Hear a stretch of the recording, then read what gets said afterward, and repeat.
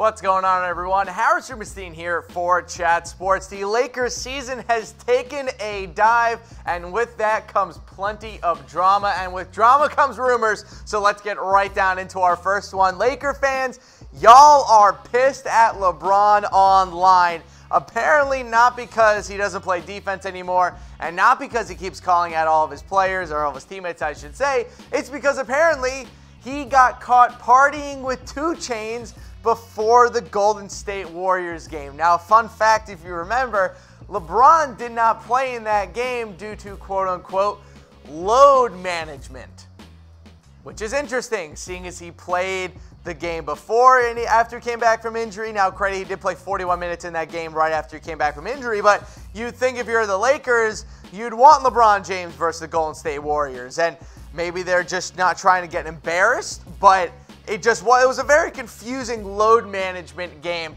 to pick for LeBron James. And it's also not a great look with all the effort questions. Look, people, I'm a huge believer that if you tweet out something, or at least when these celebrities tweet out something, a lot of the times what they end up tweeting, criticizing people about, ends up being what they do. Kyrie Irving tweeting about how people need to get their act together and all this stuff, about they need to be better teammates. Tweeted that all the way back in like 2013. Boom, here we are. And now you have LeBron tweeting out all this stuff. His players need to show better effort and people need to start trying more. And here's LeBron James partying at midnight before the biggest game of the season with 2 Chainz, only to not play against the Warriors, which is the game that they brought him in to win. So it's not a great look right now if you're LeBron James, if you're the Los Angeles Lakers. So I hope we can move on from this, but if you're a Lakers fan, keep the pressure up.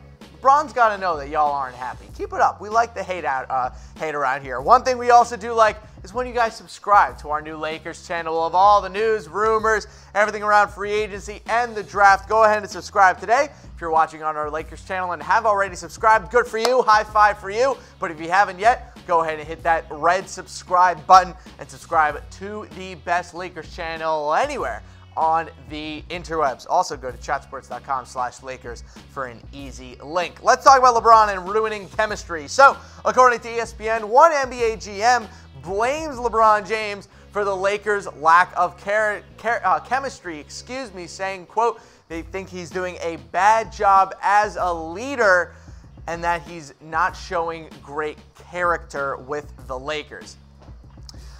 I don't know if LeBron is entirely to blame for all the chemistry problems that the Lakers are having. I think it also has a lot to do with the fact that Rob Pelinka is an awful GM. And the fact that him and Magic Johnson both thought that the combination of Lance Stevenson, JaVale McGee, Rajon Rondo, and Michael Beasley was going to be a good enough free agency haul to keep this team level. Remember, as much as I love LeBron and think he's fantastic, at least the team that he had with the Cavs last year, they had Kevin Love. At least they had J.R. Smith. They had guys who had been there before and knew how to win playoff games. The guys that they signed and brought in outside of JaVale McGee were very unconvincing. Why was Michael Beasley even a thought? Why was Lance Stevenson even a thought to be brought onto this team with LeBron James? It never made sense in the beginning. We questioned it the whole time. I remember when they signed all these guys, we were all scratching their heads. And then what was even funnier is that Magic Johnson then came out and said, we are going to out-tough the NBA. The Warriors are soft. We're just going to out-tough them throughout a playoff series. That's not how games are won in the NBA. You win with 3-point shooting and good defense, neither of which the Lakers do well. So I think LeBron has should carry a lot of the blame here for all the crap that he's brought up with Anthony Davis and all the collusion and but there's a lot of blame to be thrown around everywhere with the Lakers. But for me, it begins and ends with Magic Johnson and Rob Pelinka. I cannot believe that those guys are not in the hot seat after the offseason that they had. But if you guys want to make some easy money on the NBA this year, there's only one place to do it. It's with chatsports.com/bet. Use that promo code NBA120 to get some free money with our sportsbook partner, BetDSI. That 120% deposit bonus. Here's how it works. You deposit $100, you use that promo code NBA120, boom, you have $120 to bet with for free. Yes, for free. Again, chatsports.com/bet. Use that promo code NBA120. Let's get to our next Lakers rumor here. Apparently, Lonzo Ball is the most important player in the NBA because the Lakers are now 4-9 since he went down with that ankle injury before the All-Star break. And not only are they losing games, they are losing games on average by 17 points per game since Lonzo Ball has gone down. That is awful. One of the worst numbers and stretches in the NBA this season. Even teams like the Knicks and the Suns hadn't been losing games by that many points on average. Yes, people, 17 points per game over the course of a 13-game stretch is the third worst streak for any team in the NBA in the past 2 seasons. So not good at all for the Los Angeles Lakers. They got to get this fixed up here pretty quickly.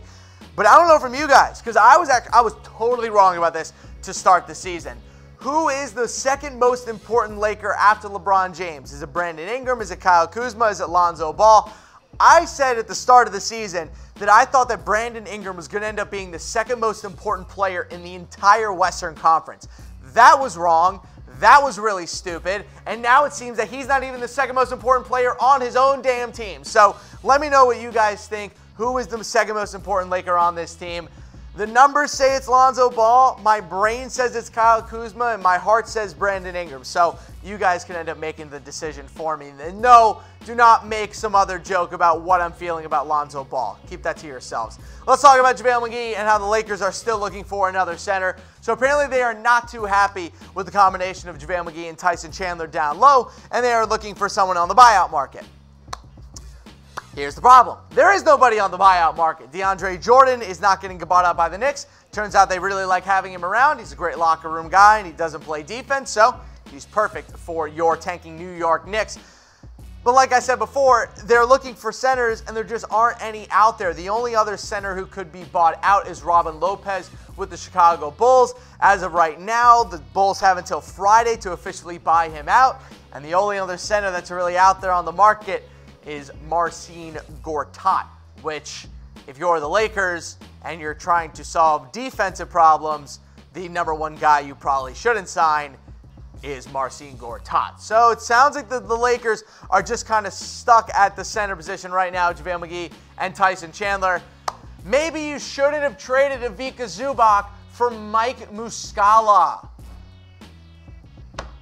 Why Rob Pelinka's got to get the hell out of here. He cannot be an NBA. This is just so bad. Let's move on here. I'm going to get way too angry. Let's talk about Kyle Kuzma. So Kuzma was asked recently about the Lakers' lack of urgency, and he said, quote, "I have no idea where it's come from. We've been like that all year." Now, this is multiple players who have commented on the lack of urgency. I'm just going to put this out there right now.